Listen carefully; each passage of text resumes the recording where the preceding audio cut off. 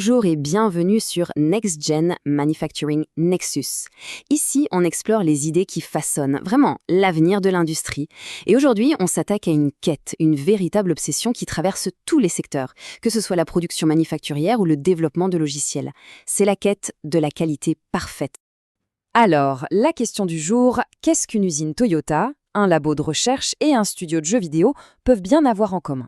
A priori, pas grand-chose, on est d'accord? On dirait des univers complètement différents. Et pourtant, la réponse est une obsession. Une obsession commune pour la gestion de la qualité. Le but est le même partout, maîtriser la complexité et surtout chasser les erreurs.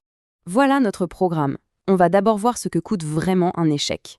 Puis, on va plonger dans les deux grandes écoles, corriger ou prévenir. On regardera les outils qu'on utilise, pourquoi les processus, pourquoi ils échouent parfois, et on terminera en jetant un œil à ce que nous réserve le futur de la qualité. Allez, on commence par le commencement, les enjeux. Le coût de l'échec. Imaginez un lancement de fusée ou une mise à jour logicielle critique pour des millions d'utilisateurs. Aujourd'hui, les systèmes sont tellement complexes que le plus petit grain de sable peut provoquer une avalanche de problèmes. Les conséquences peuvent être énormes. Et la voilà, la dure réalité. L'échec est inévitable. On a beau avoir les meilleures équipes du monde, il y aura toujours des imprévus. Pourquoi ? Parce que l'erreur est humaine et qu'aucun plan, aussi parfait soit-il, ne peut tout anticiper. C'est justement pour ça que les systèmes de qualité robustes ne sont pas juste une bonne idée. Non, ils sont vitaux, absolument essentiels. Ok, maintenant on va voir qu'il y a deux grandes philosophies pour aborder la qualité. Pour faire simple, imaginez d'un côté les secouristes. Ils arrivent après l'accident pour gérer les dégâts, et de l'autre les architectes qui, eux, conçoivent des bâtiments capables de résister à un séisme avant même qu'il n'arrive. L'un, c'est la réaction. L'autre, c'est la prévention pure. Voilà, c'est exactement ça. L'action corrective, c'est le mode pompier. Le problème est là, on l'éteint. On répare ce qui est cassé. L'action préventive, elle, est proactive. On réfléchit en amont pour que le problème n'ait même pas la chance de se produire. C'est la différence entre une intervention d'urgence et une conception intelligente dès le départ. Bon, le problème est là. Inévitablement, ça arrive. La première réaction, souvent, c'est la panique. Mais c'est la pire chose à faire. Heureusement, il existe des méthodes, des sortes de manuels de résolution de problèmes pour gérer la crise, méthodiquement. Un des outils les plus connus, c'est le cycle DM-IAC. C'est un peu la star de la méthodologie Six Sigma. Vous savez, cette approche pour traquer le moindre défaut. Ce qui est génial avec DM-IAC, c'est que tout est basé sur les données. Pas de « je pense que ». On définit le problème, on mesure tout ce qu'on peut, on analyse les chiffres pour trouver la vraie cause, on améliore le processus, le I pour improve en anglais, et enfin on contrôle pour être sûr que le problème ne reviendra pas. C'est une approche scientifique super carrée. Et dans la même veine, on a le processus CPAC. C'est le plan d'action corrective et préventif. Ça va de pair avec des MAIC, mais c'est encore plus structuré.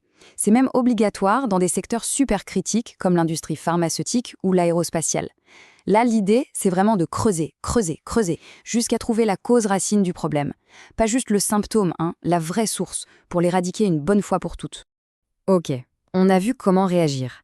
Mais maintenant, changeons complètement de perspective.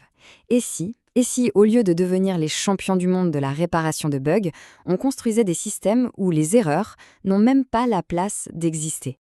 Cette idée, elle a un nom. J2K. C'est un concept génial qui vient de Toyota. Souvent, on le traduit par automatisation, mais c'est bien plus que ça. Toyota parle d'automatisation à visage humain. Qu'est-ce que ça veut dire ? Ça veut dire que n'importe quelle machine, mais surtout n'importe quel opérateur sur la ligne, a le pouvoir et même le devoir d'appuyer sur le gros bouton rouge et d'arrêter toute la production s'il voit le moindre défaut. C'est juste révolutionnaire comme concept. Et le processus est super simple en apparence, mais hyper puissant. D'abord, on détecte une anomalie. 2, on arrête tout. Immédiatement. 3, on corrige le problème sur le champ. Et 4, et c'est là que tout se joue, on met en place une solution permanente pour que ça ne se reproduise jamais. C'est ce qu'on appelle le Poka-yoke, l'anti-erreur. L'exemple parfait, c'est la clé USB. Impossible de la brancher dans le mauvais sens. Ça, c'est du Poka-yoke. Et attention, il ne faut surtout pas croire que c'est un truc de vieilles usines. Loin de là. L'ADN de J2K, il est partout dans le développement logiciel aujourd'hui.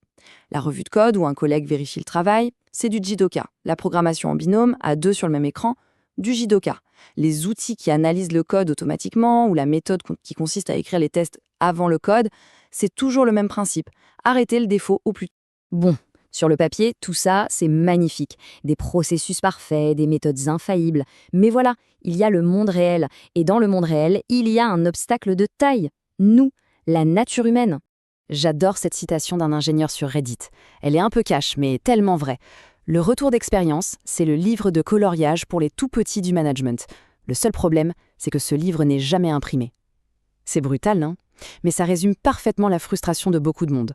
Apprendre de ses erreurs, le fameux « lessons learned », ça semble évident. Mais dans les faits, fiouf, c'est une autre histoire. Alors, pourquoi ça coince ? Eh bien, souvent, il n'y a pas de processus clair. Ou alors, les leçons apprises restent dans un tiroir, elles ne sont jamais partagées avec le reste de l'équipe. Le pire, c'est quand on identifie le problème, et puis rien, aucune action. Ça peut même tourner à la chasse aux sorcières, où on cherche un coupable au lieu de chercher une solution.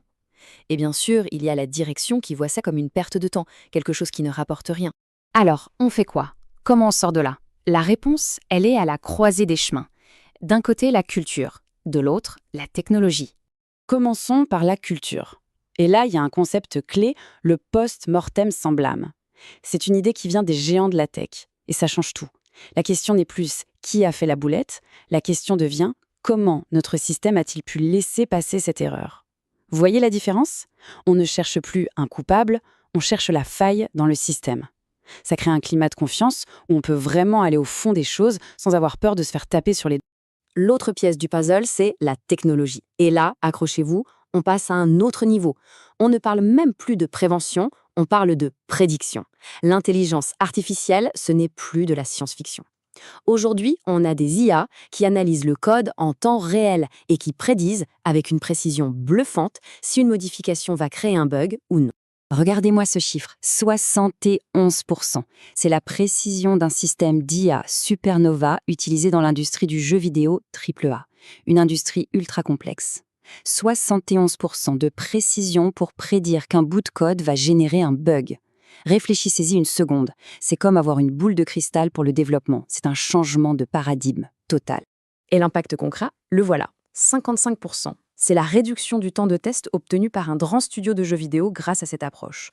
Plus de la moitié du temps. Ça veut dire moins de temps à chasser les bugs et donc plus de temps pour ce qui compte vraiment, l'innovation, la création. Au final, s'il n'y a qu'une seule chose à retenir de tout ça, c'est la suivante. On peut avoir les meilleurs processus du monde. S'il n'y a pas la bonne culture pour les faire vivre, ça ne sert à rien. Le but du jeu, ce n'est pas de devenir le meilleur pompier du monde. Le but, c'est de construire une maison où le feu ne peut tout simplement pas prendre. Et ça nous amène à la question finale, une question pour la route. Dans son équipe, dans son organisation, est-ce qu'on a juste un processus pour archiver les erreurs du passé ou est-ce qu'on a une véritable culture qui cherche activement à empêcher les erreurs de demain ? Processus ou culture ? Où se situe-t-on sur cette échelle ? Je laisse la question en suspens.